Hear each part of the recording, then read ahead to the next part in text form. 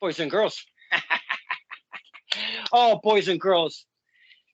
I thought I was going to reach to 400. Well, we're going to cut it at 371. We've had a lot of fun. But look who we get to take the tail end of STP out into the sunset.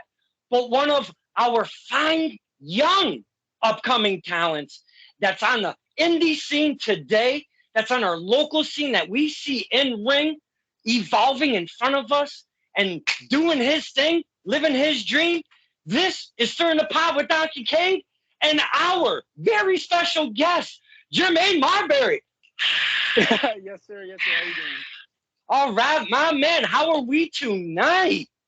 Oh man, I'm great, man. I'm great. It's been a busy week. You feel me? We got a lot going on at PAPW. I had training with Mario and Roma Monday and Wednesday. We had the seminar of Gabe Sapolsky Tuesday. And now we're here Thursday night with you. So You got to live what you're trying to succeed at. You want to be a wrestler, you got to live, breathe, and just be wrestling, as they say, my man. And I'm not a wrestler. I'm just saying what the talent says to myself and the fans. You got to live it, right, my man? And having a hell of a week like that, training 2 nights a week, a seminar, and we're going to definitely get into that because that kind of stuff really interests me. A seminar, and now you're hanging us with the fans to bring STP into the sunset, and you're going to hang out with us so we can learn about Jermaine, because I've seen you at the shows, and I didn't. Now, let's put it right out there on the table. Honestly, in all transparency, I didn't take your headband. I kind of found it on the floor, but did I pick it up and sport it? Hell yeah, I did. And we sported it through intermission. That's where I'm going to start right here because this is such a great story. I sported it straight through intermission, boys and girls. And then after intermission, the action fires back up at CPW, Coliseum Pro Wrestling out in West Haven at the Old Elks Lodge. And Jermaine is watching from a distance as a fan. And I love me as a fan and kind of, knowing the talent as they upcome and then they grow and such. I absolutely love watching the talent, watching the other talent as fans in the seats with us. That really gives me some goosebumps. So I absolutely love and appreciate you doing that. But catching my eye is one Jermaine Marbury, because I got your headband that you came out with to the ring. Yep. And I'm sure you were looking for this thing during intermission post-match. Now, to bring this to a close, as I'm recording with my phone, I kept making eye contact with Jermaine Marbury. I don't even know what match was going on, to be honest with you. I have no clue. I just kept watching me some Jermaine Marbury, and I was waiting for you to see me with that headband on.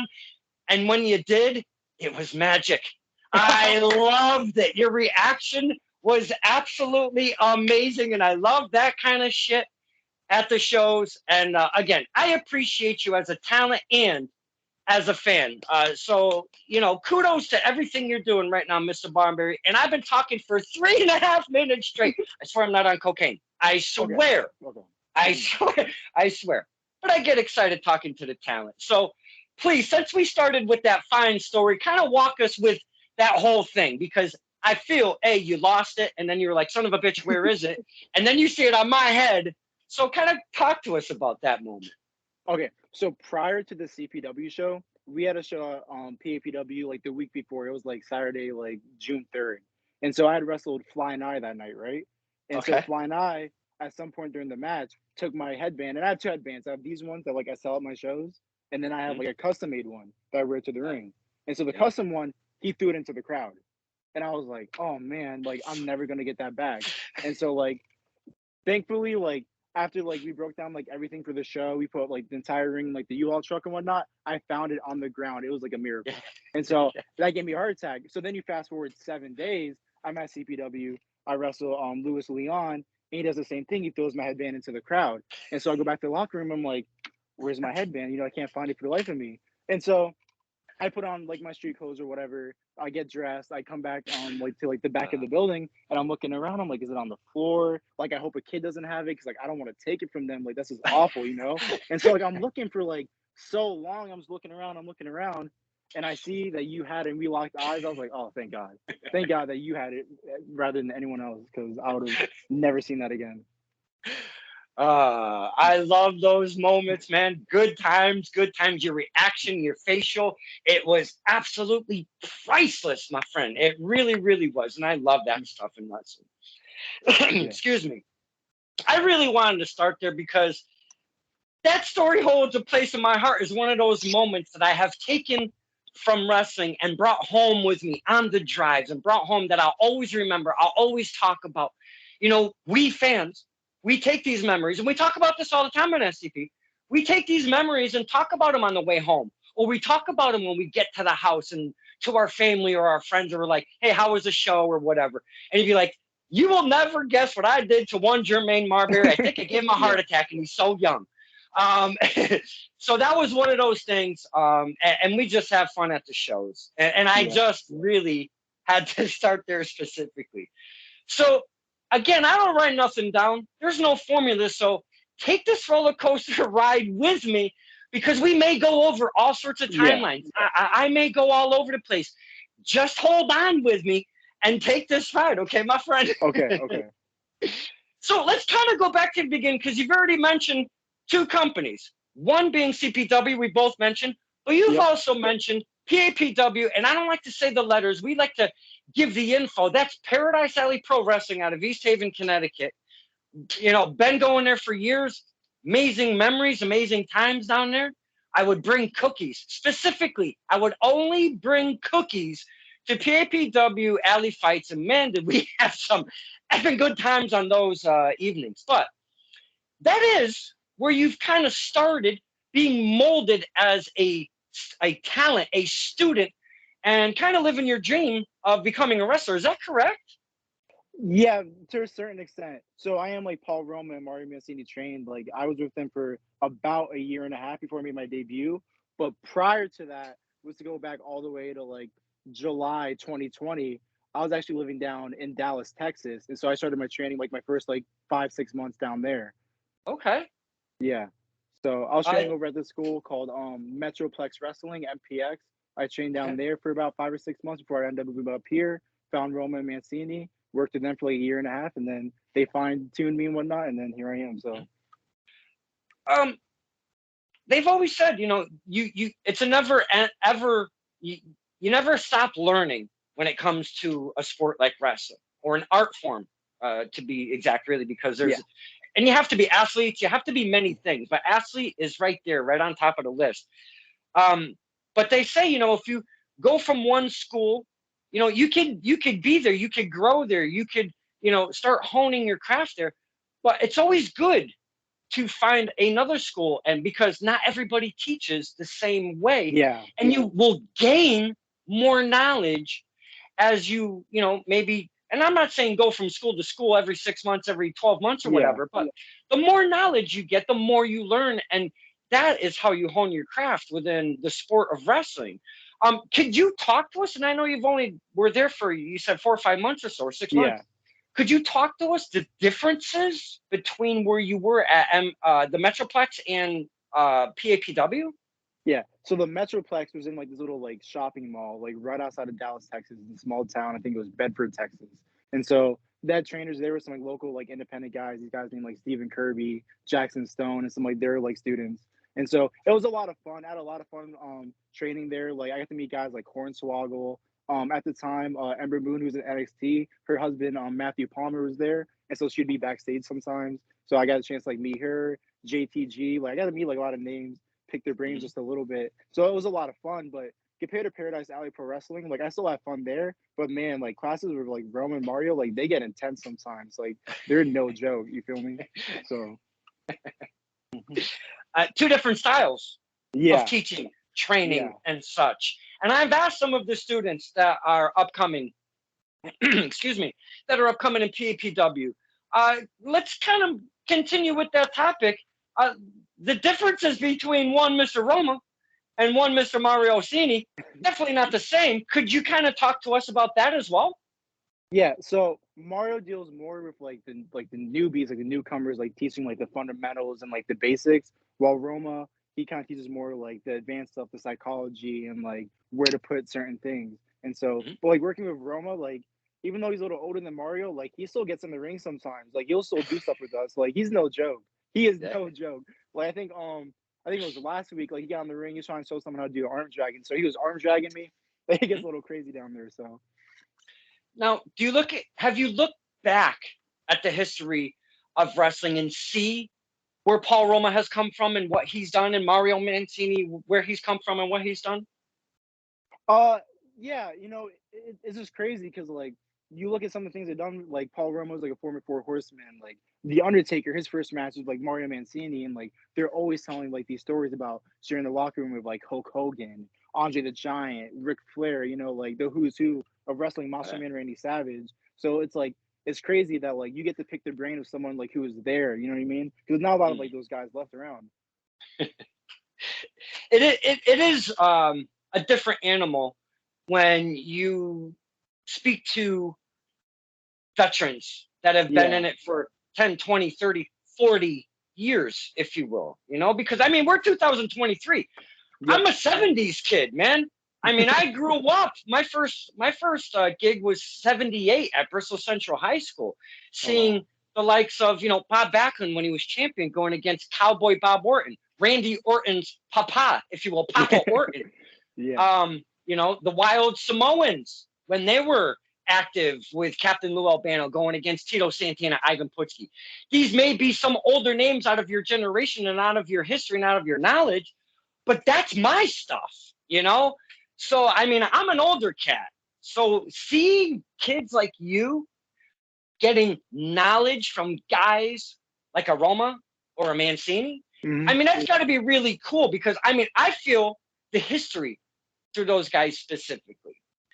So seeing the students come out of PAPW, that's why I've always enjoyed going down there. I'm not all about being absolutely polished. You don't Yeah. have to have everything exactly on point, because you're honing your craft. You're a student for crying out loud. And I'm me as a fan. I'm not expecting it to be perfect, and I know there's going to be mistakes, and you fix them on the fly, and it's live TV, and that's the thing. I don't really think that fans, when they jump, if you will, the fans of nowadays, my goodness, they jump on the talent because they made a mistake. I don't use the B word. I think it's just not cool, to be honest with you. Yeah. I'm not that kind of thing. When you make mistakes, you guys and girls are fixing them immediately, and you're saying to yourself at that moment, which we're not, because again, the way the modern fan is, they're poking fun at you for making a mistake at that point, where you're saying to yourself and going through an emotional roller coaster, oh, I just effed up. How do I fix this? And you guys and girls are doing that on the fly, instantaneously, within seconds. Yeah.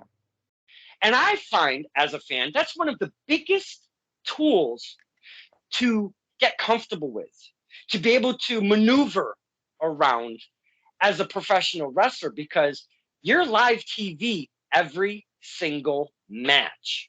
Yeah. Uh, are you feeling what I'm picking up here, Mr. Yeah. Marbury? Because that shit is so hard to accomplish. And a lot of the fans that like to jump on the talent, they don't understand, I don't think, that perception of what we're talking about right here as a topic.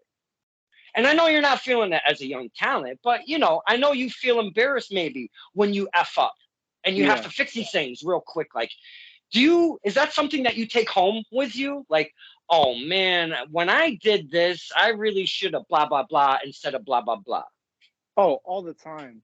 I'm always watching my matches back. You know what I mean? Like I'm always like nitpicking like the smallest little things. And like when you go out and like you wrestle, you know what I mean? Like sometimes like you don't have to wrestle all that often. So like when you get a chance to wrestle, it's like you only have like that maybe 6 to 20 minutes depending, like to make an impression on people for the first time. You know what I mean? Mhm. And so you have to make like every second count. And so when you're making mistakes or you're doing things that you could do better, you know what I mean? You're almost like beating yourself over, like up over it. You understand what I'm saying? Because like Mhm. you only get one chance to like, because some people like might not ever see you again, so you got to make that first impression count. You know, I have something in my mind, and this is going to be an absolute perfect segue. Making Okay. that impression, doing it, making it count, because you never know who's watching. Mm-hmm. out there in the crowd. Even though us fans show up, there's also other talents. Your peers are watching. There may be a guy from a different promotion that's coming to hang out with Mr. Mancini and Mr. Roma, checking out his talent. You never absolutely know who's going to show up at a show at any time and who's going to be watching you during said match. Yeah. So, segueing into a seminar that you just very recently, and you've already touched upon the topic of, you went to a seminar, excuse me, at the training facility for Paradise Alley Pro Wrestling.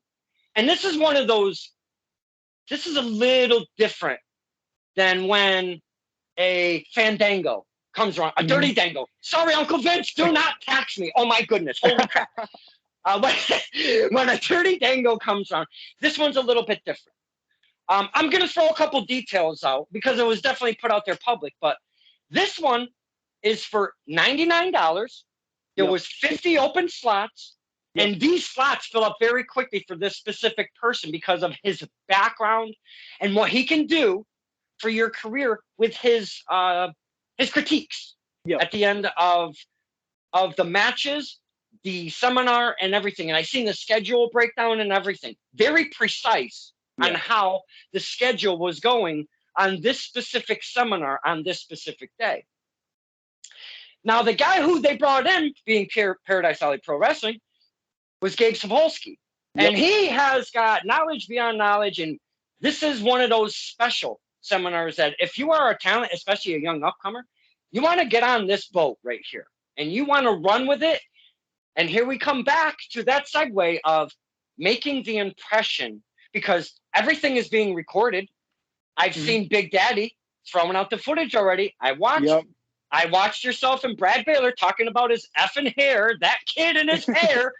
Hey, you've got beautiful hair. Don't let him mess with you. Yes, don't let Brad Baylor mess with you. I saw the footage, and I wanted to watch it specifically because you only get 3 minutes. Now I'm going to stop talking because I can keep going and going. Obviously, again, I'm not on cocaine. Talk to us about signing up and doing this, because you have to have a mindset of, I need this in my career right now. This is something that's special.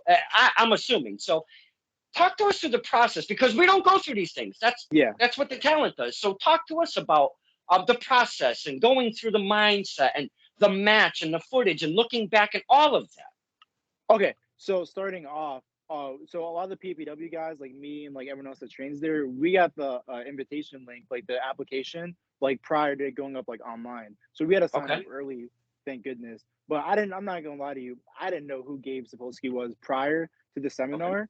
But like when I did like my research on him, like for those of you who don't know, back in like 1993 to 2001, he worked with ECW. He was like Paul Heyman's like right hand man. Him and Paul went over some booking stuff together. He was like one of their cameramen. He was helping like production, and he was always in the locker room with like guys like Rob Van Dam and the Sandman, Sabu, Tommy Dreamer, Raven, like the who's who of like ECW.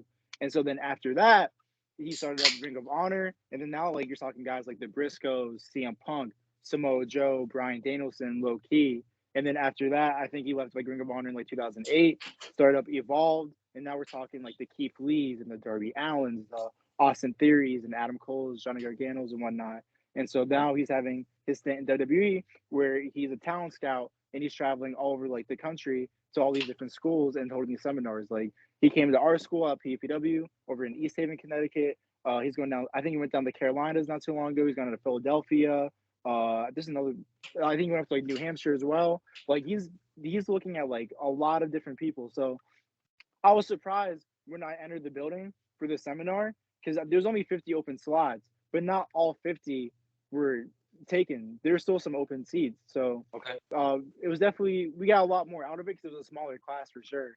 But it was a very interesting experience. Like he's a very nice man, and for someone who like never wrestled, never stepped foot in the ring, someone who's only like a backstage person, like he gave me so much insight and advice and like things that like I would have never thought of that kind of like changed like my perception of like how I should be wrestling and how I should present myself and how I should be using like social media and how I should be reaching out to certain people, you know? So the information there was very, very helpful. And so with my 3-minute match, thankfully we got to choose our opponents. So me and Brad, who we worked together like one other time prior to this, we got to wrestle each other. And For the most part, everything went pretty well. We had 3 minutes. I think we probably went like 3 minutes and like 10 seconds, went a little over, which isn't great. But overall, like he gave us a lot of great advice. But it's a lot of pressure, you know what I mean? Because he's working for Triple H, you know. So It is a lot of pressure. Are you feeling these nerves? Because you're so young in your career right now, and we're going to find out exactly how long at this point. But you're yeah, so young in your career. Are you feeling these nerves going through this process up at to the point where the match and the bell is about to start? yeah, it's very nerve wracking. You know what I mean? Because it's like there's like 1,000 different things like running through your mind. It's like, what if you know what I mean? Like my gimmick or like my attire isn't like what he's looking for. What if he doesn't like the shape of me? I mean, I'm in decent Right. shape, but what if he doesn't like the way I look? Or what if Right. like I slip on something or mess like the little things up? You know what I Yeah. mean? So like all these things are like racing through your mind because like like he's reporting to Triple H, so like this is how like you don't get noticed, like put on their radar. You know what I mean? So Yeah. it was very like nerve wracking. Probably like one of the most nervous times ever been in the ring, for Mm. sure. And to add on top of that, to piggyback, if I could, you got through it. You made an impression. You guys did your, to go over a little. Like you said, it isn't the best. You don't, you usually don't want to go over. No, never. Those 10 seconds mean a Yeah, lot in wrestling, if you will. Uh, but you did your thing. You were nervous, like you just talked to us, and thank you so much for sharing because and answering these questions. This is how we, the fans, get to learn about the craft and what's going on with the talents as they're going through these processes. So thank you so much for sharing and talking to us like this. This is amazing. Um, but going through all of those emotions and performing, my friend, that's the thing. You performed, you came in, showed up and showed out. Is that what they say yeah, nowadays, the kids? I think Right? so. Is that Something what, like that. okay? Okay, some shit like that. Yeah. Uh, but you came in and you put on a decent showing, and yes, you're going to get some critiques because you're so young in your career. Brad Baylor, he can flip all of his hair, 30 times in one match. I don't care. I love that kid, with the look and all of the stuff and his attitude. But uh, you all of you get critiques because you never have a perfect match. It never happens.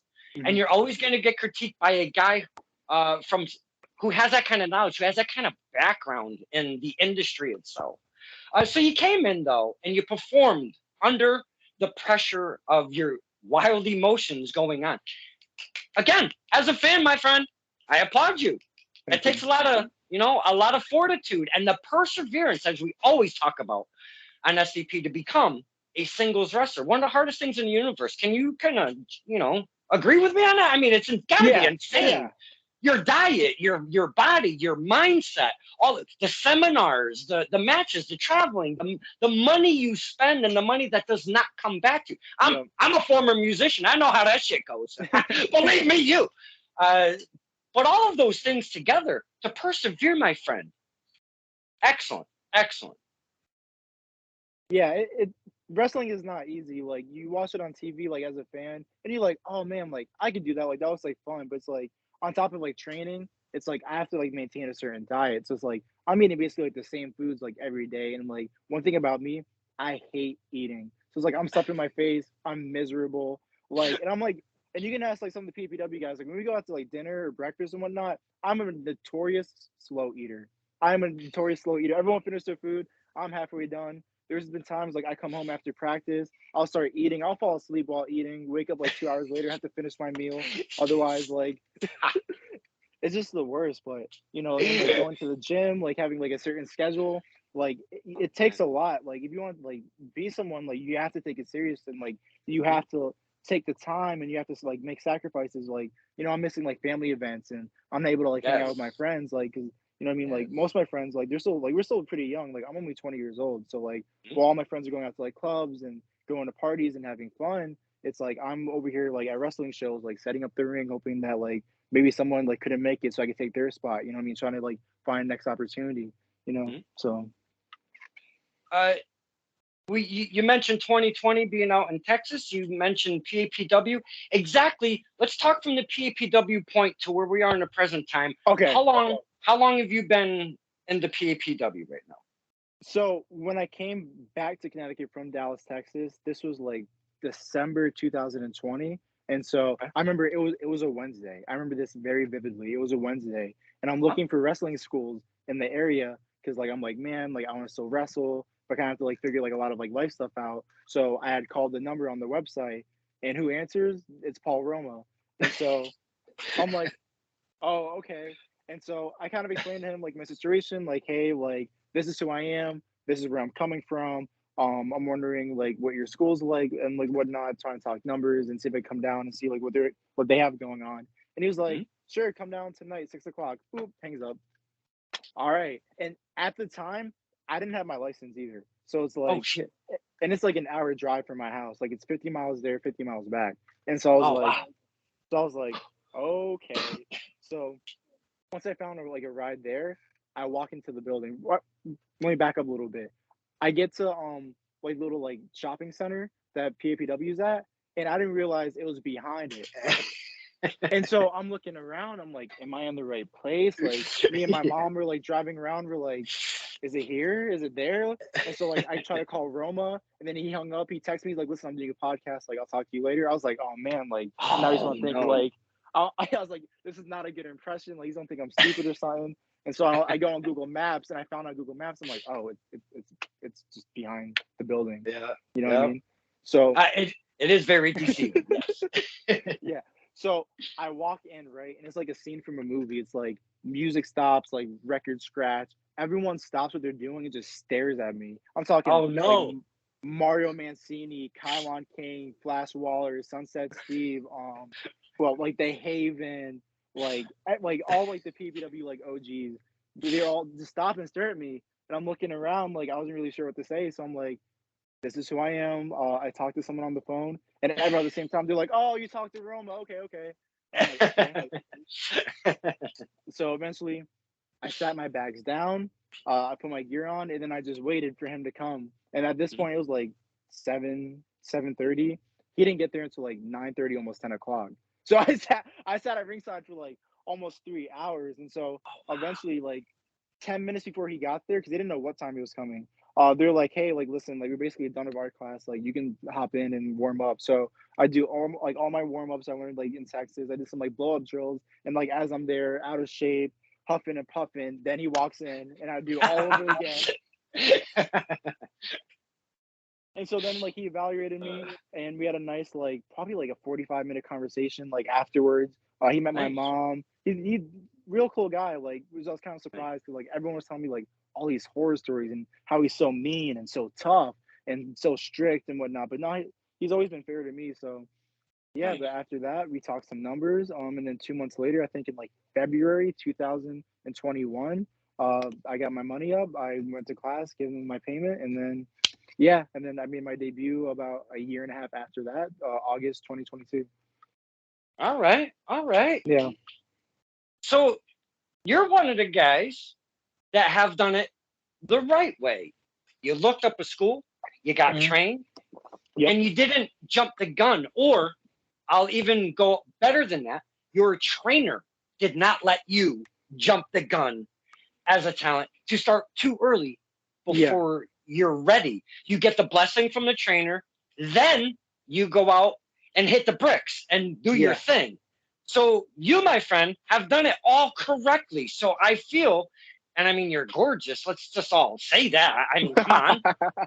You are going to have an absolutely bright future in this industry because Thank you. you talk respectfully, you're on the perfect right path by the training, the waiting, and making your debut when you're ready.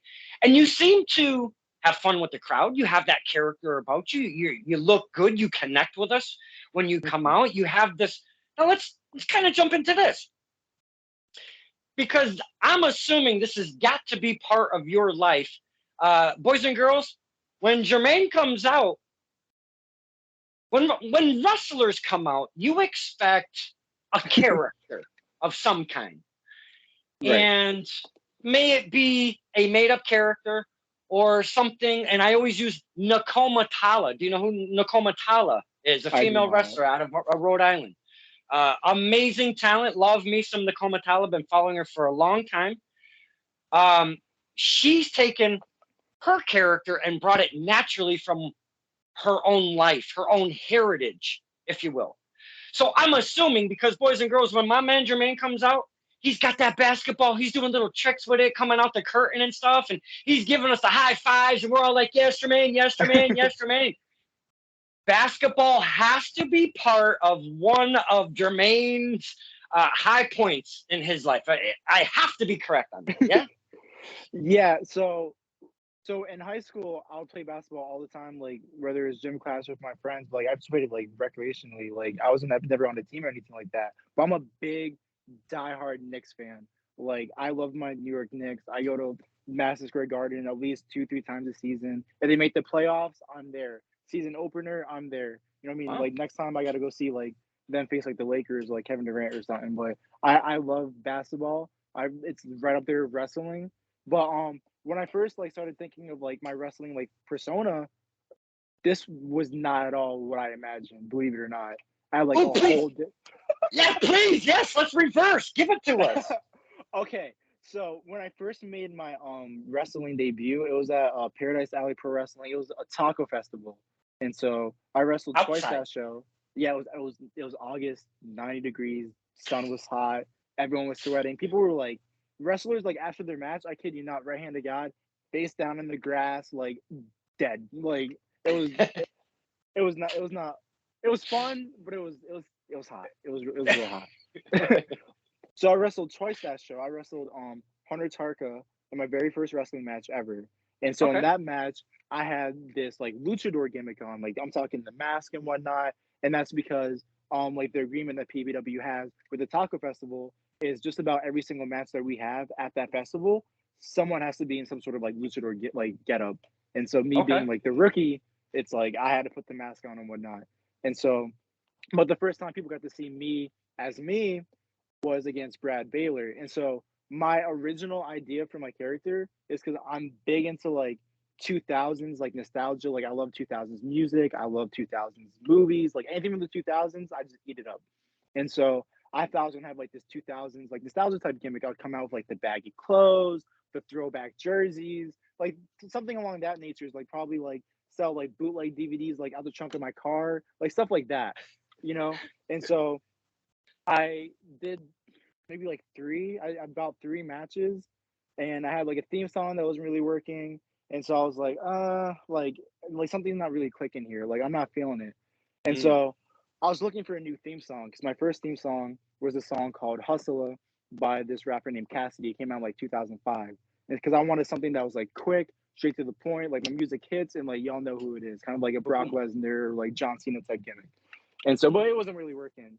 And so I'm listening to like this 2000s hip hop like club like mix on Spotify, and all of a sudden I hear the we're playing basketball, yeah. And so I'm listening to it. I was on the way to the gym. I'm listening. I'm like restarting the song, and then I restarted again, and then I restarted again. I'm like, I feel like this could work, but I don't know.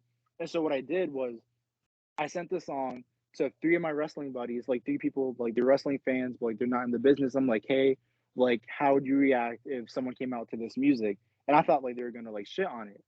And they all were like, oh, like, no, we kind of like it. And I'm like, huh. And so I was like, okay. So I sent that music to Paul Perez, who's like our music producer and whatnot at PAPW. And I was Mhm. like, I need new gear anyways, because like my original gear was like hand me downs from Sunset Steve Garcia. And so I bought some like custom basketball shorts. And I already had like the throwback Stephon Marbury Okay. jersey. And Nice. so I bought another like throwback jersey, and I bought the custom pants, the custom shorts, like my name and whatnot on it. And so I remember the first time I used that theme song, it was against I think Zachariah Gibbs. It's like my fourth or fifth match. It was Zachariah Gibbs back in like January, and so the music hits, and like every single person just about in the arena starts clapping along. And I remember like I was not expecting that at all. I was like, what the hell? And so I Yes. turned to my right, and there was Sunset Steve, and he's looking at me, and he said, if you ever change your theme song, we're gonna have real problems. And I was like, well, okay. I was like, I guess. And so ever since then, it just kind of evolved into like a basketball gimmick. You feel me? So That's awesome, man. yeah. Boys and girls, what a beautiful origin story. I love the origin stories. That was absolutely fantastic. Being a brand new young talent having his very first match. You said it was under a mask outside in 90-degree weather. If you did not quit then and there, you are going places, my man, because please talk to us about the differences about wearing a mask. Never mind it being 90 and humid out in Connecticut. But I mean, just a mask in its own right, it's totally different.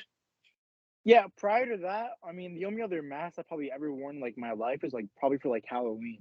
So like the first time I ever put on like a wrestling mask was when I was like getting ready to like walk down like this steep hill to get to like the ring in like front of like all these like people eating tacos. And so it's like I can like barely see because like there's like all this like black from the mask like around. And like I'm like almost like tripping on my feet because I can't even see like where I'm walking almost. And it's hot. The sun's blaring on me. It was like noon, like exactly at noon. And I'm like, oh man, but the match wasn't so bad. But like in this match, like this was the only time you're ever gonna see me as a bad guy because it was just not for me. Well, you know what? Excuse me. That just kind of, for me, again, as we're having this conversation, that just says to me as a fan that you're smart enough to realize when something is not clicking and you don't force it and try and try and try to make something happen to where you're not feeling happy by coming out to the ring because that's definitely not what you want. Yeah. And B, we're definitely not going to feel it if you're not feeling it. I mean, that'll never happen. That chemistry will never, ever, ever click. Yeah. So for you to realize, A, this bad guy is not my cup of tea. B, when you realize that, you know what, I need gear. I need a theme song. I need something that I can connect with.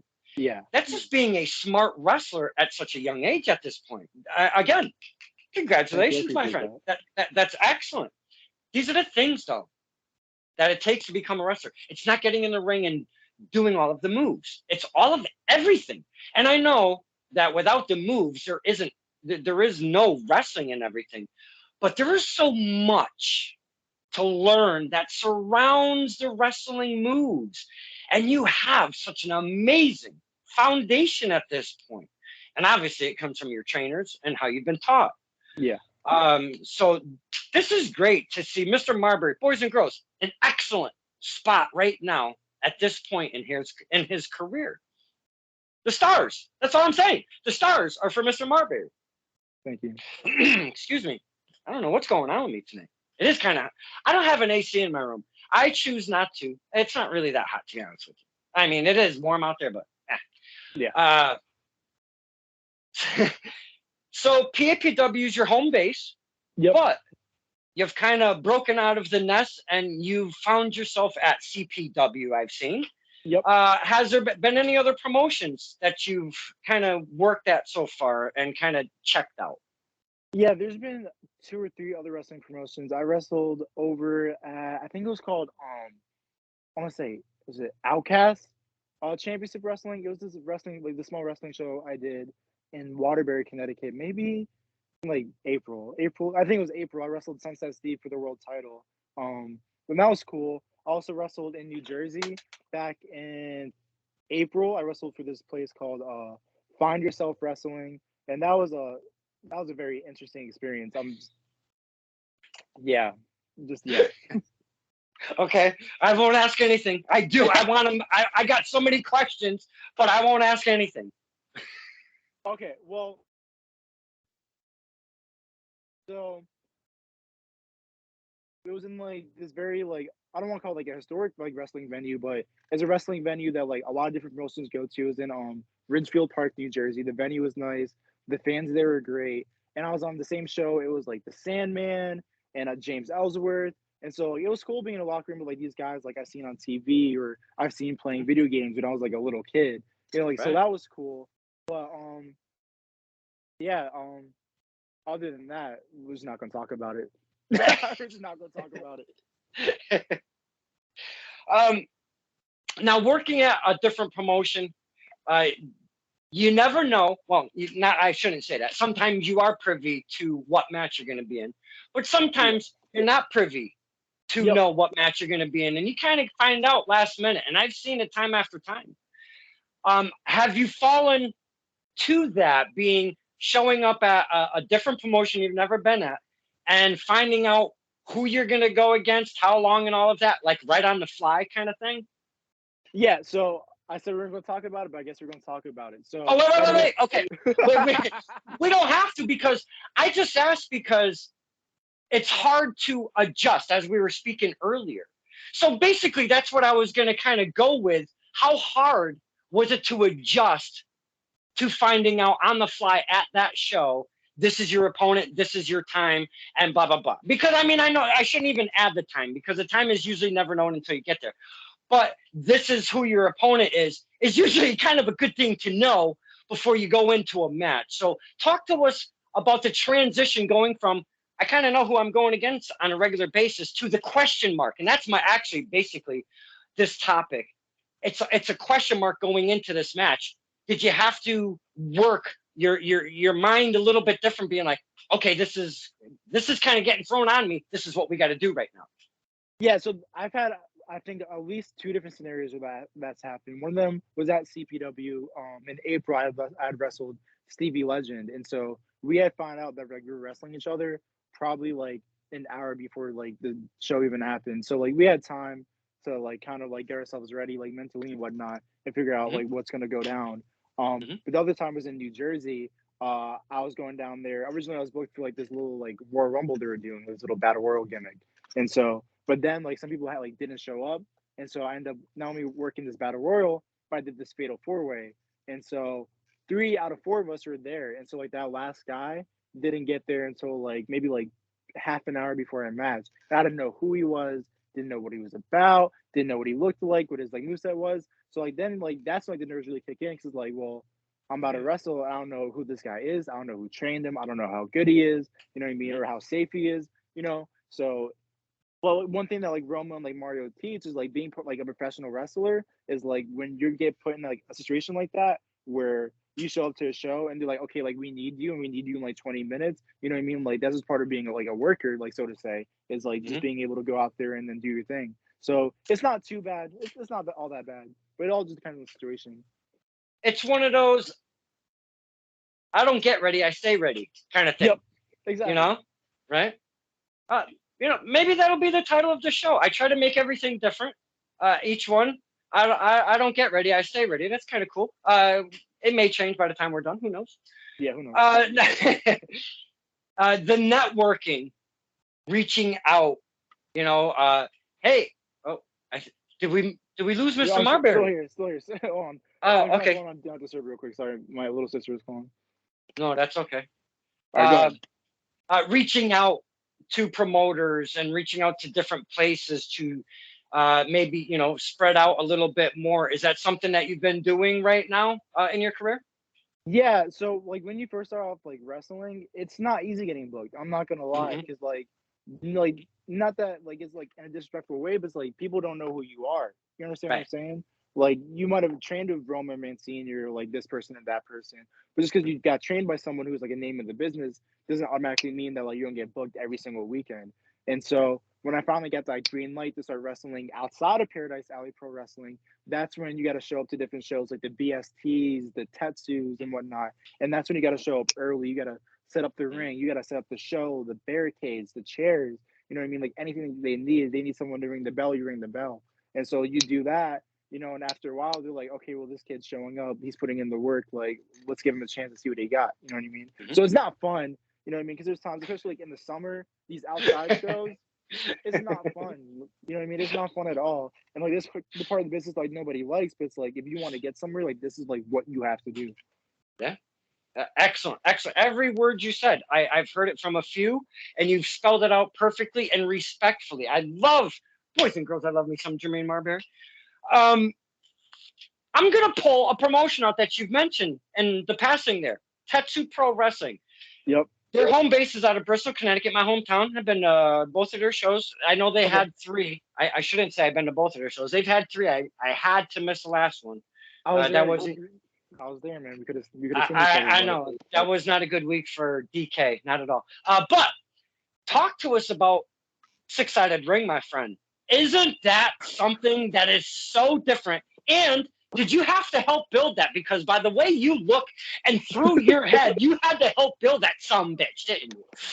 So the way that Tattoo Show came about is Troy Stevens. You know who Troy Stevens is, I'm sure. Yes. Troy Yes, sir. Stevens had reached out to me and some other guys at PPW, and he said, "Hey, the last like few like Tetsu shows, like they've been needing some like extra hands that will like set up and whatnot. Like if you guys are free that weekend, like I'm sure Awesome. like the office would take notice."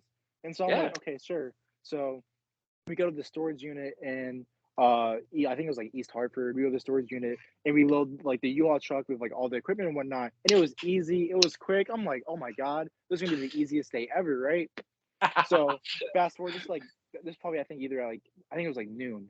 No, it was like 10. It was 10 a.m. So fast forward to 3 o'clock. We're in Bristol and we go to this venue and to load all of the stuff. I'm talking like metal railings, big metal posts, and there is a six-sided ring. So like there's two more of everything. You know what I mean? Like Right. to get inside the building, we had two options. Either you go up like this steep ass hill, or you Yep. go up these steep ass stairs. And Yep. there's no working around that. And so especially like the wood too, like they had like these long like wooden like planks and whatnot. And there's only like three or four of us like doing it. So we're going up the steep hill, and mind you, it's summer. Like this is like what, June? Yeah, Yep. this was June. So it's hot. I'm sweating. We're going up this steep hill. Everything's heavy. It's just I don't want to say it was miserable out of respect, but I was not having a good time. I was not having a good time. This ain't the So part of the plan, man. This ain't part of the plan. and I love Tattoo. I love what they have going on. I love the talent they bring in. I love the presentation of their shows. I love a six-sided ring because you don't get to see Yeah. that often, other than Right. like maybe like TNA like way back in the day. Way Like back. no place really has a six-sided ring. So like that's like Yeah. one of the things that's really appealing to me. Yeah. But setting it up in like that specific venue was not the greatest experience of my life. I can just say that. Well, let me give you some good news because that was their last show at the Yep. Armory. Yep. Right? You do know that, right? Yep. I do know that. Okay. Well, you'll be pleasantly surprised that they are going to be having them at the Bristol Boys and Girls Club, the newer one. I know it's been a few Yep. years since they built this building, but to me, it's still the newer Bristol Boys Club, Bristol Boys and Girls Club, and you don't have to do this.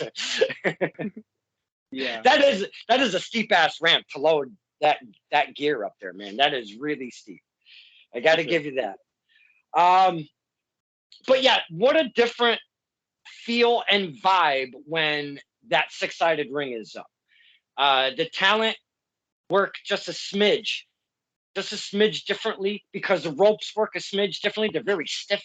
You know, the way the length is compared Yep. to a four-sided ring. I've seen that how they have to hit the ropes a little bit different, maybe a little bit different, or I'm just trying to dig in a little too much, but it's something. And not only that, the owner of that company does cosplay championship wrestling at the convention centers, and that's how it Yep. really started. Tetsu kind of came after cosplay championship wrestling, so he kept a six-sided ring in this promotion being Tetsu Pro Wrestling at the same time. So I feel that's pretty cool, and it intertwines, Yeah. if you will, the promotions like that. I think it's pretty neat. Which is coming up, by the way. I forget the exact dates, but I do know that cosplay and boys and girls. And I know I've repeated this a million times, and I'm going to say it again. Whatever the promotions, the talent that you have not heard of, as we've been conversating, look them up on your old keyboard. Check this stuff out. And I'm going to give you this cosplay thing because check this out. They don't do one night, one show. They do 5 shows in 3 nights. Friday, Saturday, Sunday. They do 2, 2, and 1. Wow. And man, I haven't been to one. This will be their carry to 12, multiplied by 12. I think it's their third. This will be their 4th one, if I'm not mistaken. Somewhere around there.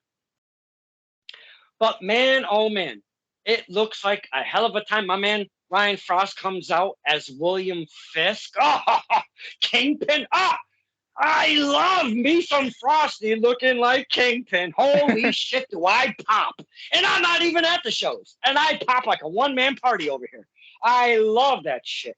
You have your very own from PAPW. You have your very own. Okay. At PAPW, we don't really have the best of relationships. There's one Skylar Gray.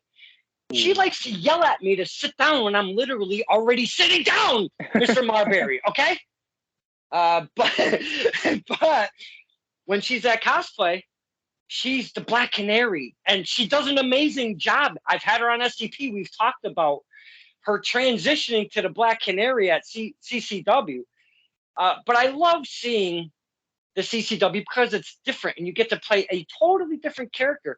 And not only that, something that's familiar to your growing up, being a Mario, or it's a movie thing, it's a comic thing, it's a cartoon thing, it's all sorts of stuff combined together, and it's really, really cool. And I know I'm yammering about this cosplay stuff, but it's such a cool, different vibe. So just boys and girls, get on the old keyboard and check that shit out.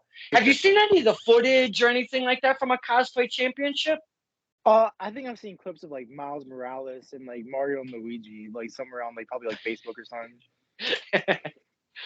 Really fun stuff. Yeah. Because it to be honest with you, it's another. I'm gonna say it's another art form of wrestling, because yes, you're wrestling, but you're wrestling in a different fashion. Probably not like you would always normally wrestle. Not your normal move set. You might think of something that this character would do or something in a video game or a comic book or something. So you get to have fun, and it's kind of wide open with the character. So it just looks like a lot of fun. The CCW. Yeah. What's your go-to for wrestling and I know not all wrestlers watch wrestling, but you're so young right now. I can't imagine you not kicking back and hitting the remote or picking up the phone or tablet and checking out some wrestling on a regular basis. Do you watch the current product on a weekly basis nowadays? To a certain extent, it's like with the way my schedule like with life is like kind of like planned out. It's like I'm not really home all that often.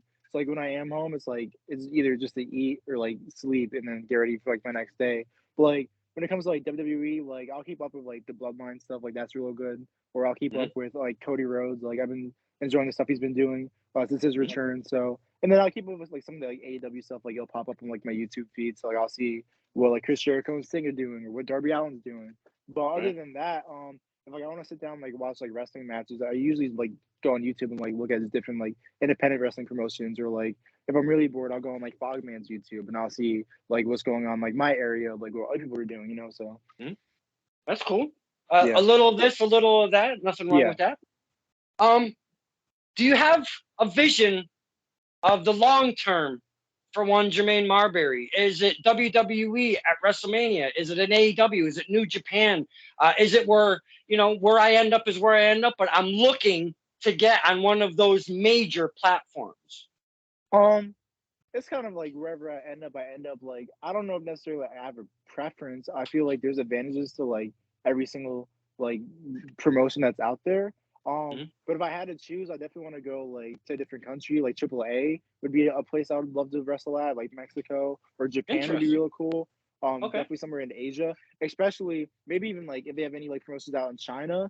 Because one of my favorite basketball players, if you couldn't tell, was this former New York Knick named Stephon Marbury. And so once he was out of like the NBA, like back in like 2010, 2011, 2013, like somewhere around there, he went over, he played basketball over in like China, won a few championships there, and now like he has like a whole like museum after him. He has statues and whatnot, like crazy stuff. And so I know they don't have a lot of African Americans out in Asia, so I definitely stand out for sure. So, but you don't think there's many Afros hanging out in China? You know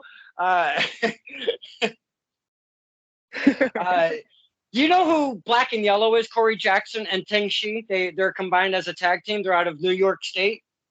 I feel like the name sounds familiar, but maybe I saw they're on the indie scene. They've TOS, Test of Strength, and they've kind of popped around. But I had Black and Yellow on here. I mean, I'm an asshole sometimes, so I just had to ask him. So out in China, because he said that he never watched wrestling or knew wrestling until he got to America. And I go, there's really not many VFWs that kind of go and hang out to see wrestling, really, huh? And he's like, no, not really. So it's a different animal in many, many foreign countries that you really don't see wrestling. Yeah. You know, it's kind of wild. Where, on the flip side of that, there are so many countries that have their own style of wrestling, you know? Wrestling is just a unique, and again, boys and girls have heard me say it too many times, such a unique sport is wrestling. I'll always say that. It's just so, so unique. Mr. Marbury, we've been talking just shy. We have 5 more minutes to make it a solid hour. Okay. And it feels like it's been about 20, 25 minutes. I'm surprised you didn't hang up on me yet, but I think it's because I'm wearing a headband. I think it's because of the headband, which I appreciate. Now, excuse me. You mentioned your first match was against Mr. Hunter Tarka. He's a champion of his own right, being PAPW, CPW. He's making waves in his young career. Shout out to him, yep. You said your second match was against Brad Baylor. Yeah. And at that time, and I know things change, card subject to change, always in wrestling. Brad Baylor was somebody else previously. I don't want Mr. Roma and Mr. Mancini to tax me, so we'll just keep it at Brad Baylor. But he was something. He was something previous, and I only mention this because I think you'll find this kind of funny. There was a graphic that I have not seen this name yet, and I did not realize that his name change had just now happened pretty much at that moment. This promotion put Brad Baylor on the graphic. I took the graphic, I sent it to one Brad Baylor under his previous name, and I said, yo, I think you should change this shit.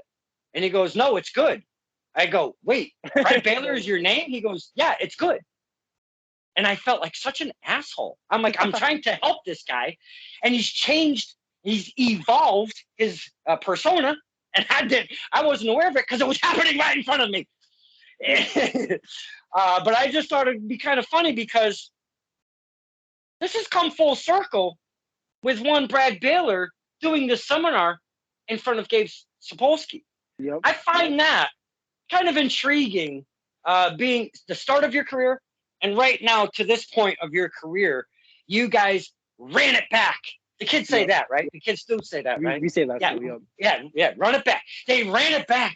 And it happened to be in front of Gabe Sapolsky, which is absolutely amazing. So, A, you look like you're having a hell of a time out there. You're having fun with us, the fans. Look at, see, boys and girls, that smile. Absolutely gorgeous. That is the sign that he is just having a lot of fun.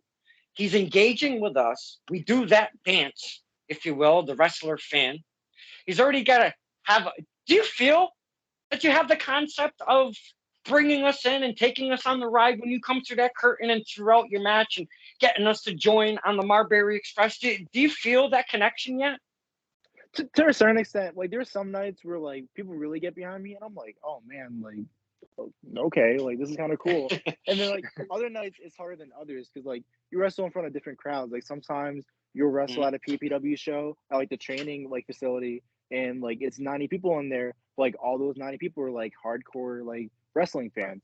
But then like at PPW we might have like one of these like bar shows. So now like it's kind of a mix. Like some people are like wrestling fans, but some people are only there just to drink and like see like some like cool stuff. So it's like you kind of have to know. You almost have to wrestle differently on those shows because like you're not wrestling for people who know wrestling. Like you're wrestling for people who like kind of have like an idea for it, and like you kind of have to like do things differently. Like it's odd how that works. So I'm trying to like figure that out a little bit. But I'm definitely having fun. I'm glad the fans enjoy it. You know what I mean? Like I was surprised when I first came out like this T-shirt. I had bought like maybe like 24 of them. Like I ordered them off of like ProWrestlingTees.com, and like my first show, like I sold like almost like probably just about half of them. So like it's surprising like how much like I feel bad for saying it, but I'm kind of surprised like how much people like really do like me, you know? Because like but hey, you just never know when you until you test the waters. You just don't know how things will move and how people are actually receiving your brand at this point, you know, and that's really what it all comes down to. Mr. Marbury, and I'm probably sure you've heard this, you're your own marketing manager. You're your own, you know, you're your own salesman. You know, you have to sell Jermaine Marbury, and you never know where the waters will be tested because, you know, you get some T-shirts, you see how they go. You're like, wait, you're buying my shirt. Oh shit. You kind of, you feel a little something right here, right? Yeah. Definitely, man. And again, I think you're doing a great job. I think you're in an absolutely fantastic direction. Your foundation is right spot on. You're doing everything correct. You're doing everything respectfully. You're talking about making the drive, setting up the reins. Yes, it's not always fun. And yes, it's not always peaches and unicorns and rainbows and all of that good shit. But if you're looking to perceive as a wrestler and you want to use that platform as your livelihood, there's many, many things that you have to learn besides the moves. We are on that same page, Mr. Marbury, yes? Yep. Because you're going through it right now in your young career, and you're doing a fine job, and I see nothing but great things happening for your career. I can't, even though I'm kind of taking a little, step away from wrestling and everything, and I will keep my eye on the pulse. I'm not going to ignore everybody, and I'm not going to this and that, and I'm still a fan, and I'm still going to watch stuff, and I'm going to see where Mr. Marbury goes, because, again, we're going to see him on TV. And I'm going to use somebody right now that has persevered in our area, and I've used them more than once on this show. But I'm going to use them right now because of how recently we've seen this talent on our TV. And I know you don't watch the product regularly, but that is one Carmelo Hayes. Okay. And I don't want to use his previous name because Uncle Vinny will tax my ass. But everybody knows him under his previous name in our area in the independent scene.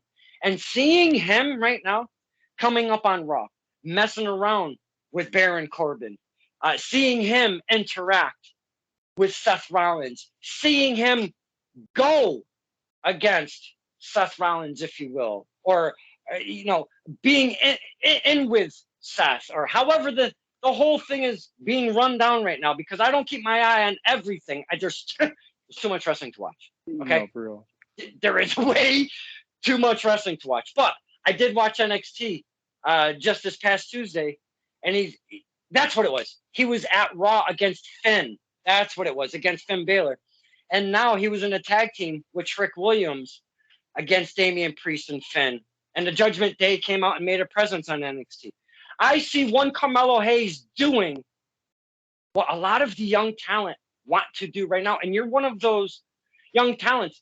And it just has to do with your youth right now at this point.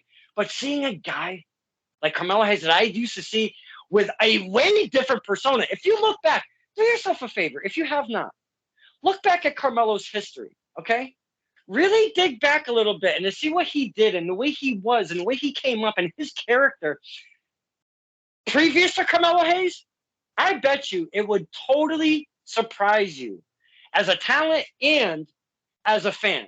So if anything from this SCP that we've talked about, just do yourself a favor, jot up Carmelo Hayes and start digging, fall down that rabbit hole and look down some of his history. I think you'll really enjoy that stuff. For sure, for sure.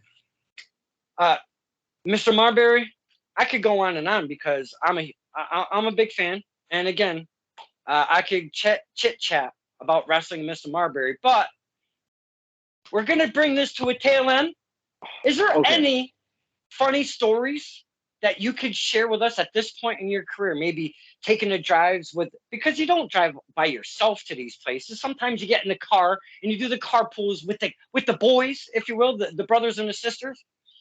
Do you have any stories that have kind of, maybe happened so far in your young career? Could be a gas station, the restaurant, at a show, anywhere, just in general, as you've been doing your wrestling. Oh man, I'm kind of drawing a blank. That's okay. You won't be the first. Believe me. You won't be the first. See, what I was trying to like to do is get a funny road story if something has occurred, maybe a flat tire or a cop, or you went to a gas station, you went to a Waffle House, or just something during the drive that was something this, or something when you got to the venue. And I always just try to. So we did it was a BST show. I did ring crew for, I think it was, I don't remember, it was this past Saturday or the Saturday prior. It was July 2nd. So it must have been the the Saturday prior to this past one, right? Something like that. So we did this Star BSC Spangled show. Bash. Yep. That was a good show. That was a good show. I like BSC, I like what they got going on over there. But so I rode down to the show. It was in Stratford? I think it was in Stratford. Yes. So yes. I rode down with this new referee on the scene, Ref Major. He refereed my matches. Yep, shout out to him. He refereed both my matches like last month against Luis Leon and the day after Alan Compass. So me and him talked it up. We live in like the similar like 20 minutes from each other. And so Nice. and like we hit each other up all the time. When it comes to like, hey, you should come here, you should come there, whatever. But so we rode down for the first time together to this BST show. And so we're setting up the ring and whatnot. And so we have all four of like the corner posts set up and we're putting in the railings to connect the two posts. And we're putting in the railings, and then you put in the railings, and now there's one more railing to put in. And we put it one side in, and we go to put the other side in, and it broke. Yeah, that was my reaction. I was like, "Oh my God." shit!" it was. I mean, I thought they were going to cancel the show. I don't know how it broke. I think like the thing that you put the railing in, like into the post, it was like a little loose, but they put it in. And it snapped and there's no connecting it. And so at that point we had to call like a bunch of different like welders like to see who can either come out or who can who can we drive to like get this piece like welded on, because like if you can't put that railing in, you can't put the wood on. There's nothing. There's no building the ring. And so it was like, oh my God. And so we didn't know what to do. And like, we just started building the ring. Like we just got there, like not even like maybe like 15, 20 minutes into us like arriving to the venue. So the ring broke, but thankfully like maybe like 45 minutes later, maybe an hour, they came back, they got it fixed. But oh my God, I never thought I would ever see something like that before. These are the stories that we won't hear. Getting a shirt, getting an autograph, taking a quick selfie. So thank you for everything. And I do mean everything you have shared with us today, because I really do feel like I know me from Mr. Marbury quite a bit more than I ever did. And I know we've only talked a couple times at the shows. Yep. But this is why I bring the talent on, so we can get to know the talent. We hear stories like this, and we talk about the love of one Ref Major and such, and these little things. I absolutely thank you so much for sharing everything you did. Hold the curtain a little back for us, the fans. You were an absolute gem, my friend. Thank you. I appreciate that. Thank you for having me on. Yes, absolutely. What I like to do before I let the talents go, because we want the fans. If the fans don't know of one Marbury, we want them to find out, or some of the talents or the promotions we've talked about throughout this past hour. So please give us any of the details, any show. This is your platform now. Any show you have coming up, any plug you have, and make sure you give us your Twitter, your face page, your YouTube, your Pornhub, whatever you've got going on. Oh, no Pornhub, okay. Whatever you've got going, whatever you've got going on, please give us all the details. Plug everything that you would like to right now.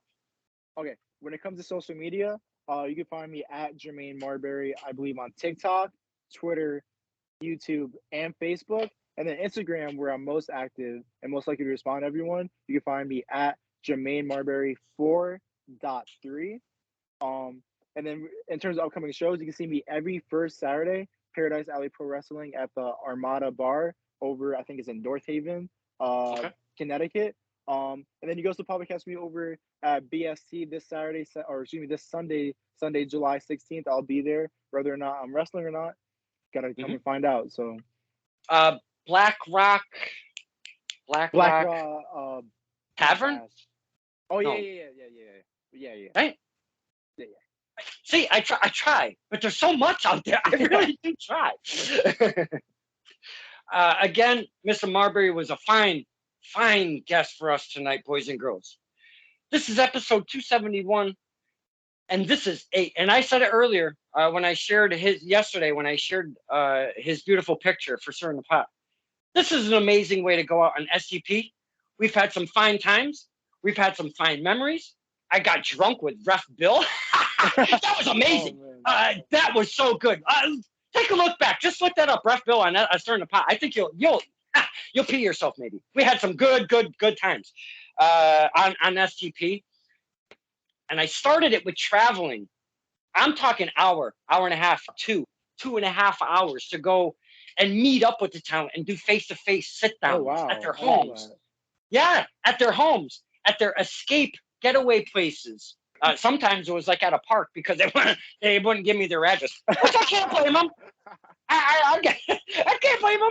I mean, it is what it is. But we've had a hell of a time on STP.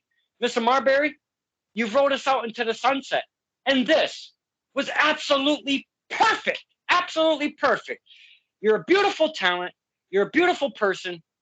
And I can't wait to see where Mr. Marbury goes from here in his career. You were excellent. Thank you once again, my friend. No, thank you for having me on. And there's one thing about wrestling. I'm gonna tell you this right now. Nobody ever stays retired. So I hope this isn't the last time. But That's what they do say. Yeah, they do say that. I have seen that many a time when the boys. Yes, wrestling will always be there. My mind will always be on wrestling. So don't you forget that. okay. Boys and girls, this is Stirring the Pot with Don Kincaid and our very, very special guest, one Jermaine Marbury. Yes, sir.